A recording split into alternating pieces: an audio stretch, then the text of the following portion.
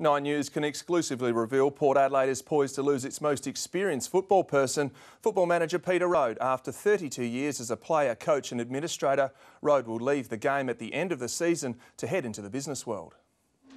Peter Rohde's life has been devoted to football. From December, it's time for a change.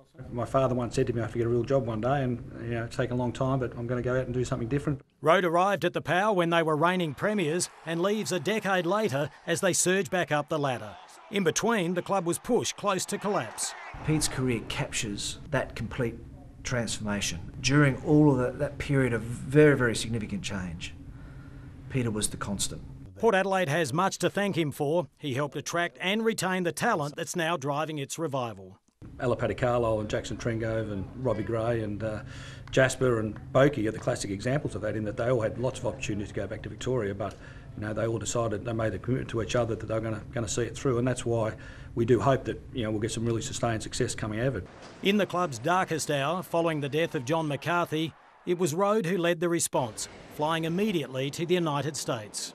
My actions were much more towards John and his family. That was the main part of it, and I was trying to do the best we could to look after their interests. That was the main bit.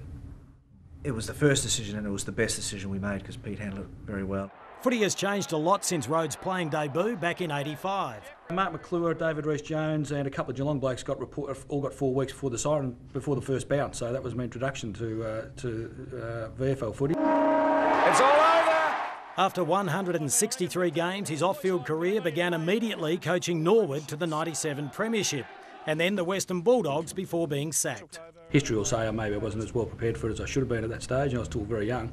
But it was priceless experience for Port Adelaide's new football operations boss, managing another grand final campaign, the end of the Mark Williams coaching era, the arrival and departure of Matthew Primus, and the turnaround under Ken Hinkley. He is exactly what you'd want a coach to be.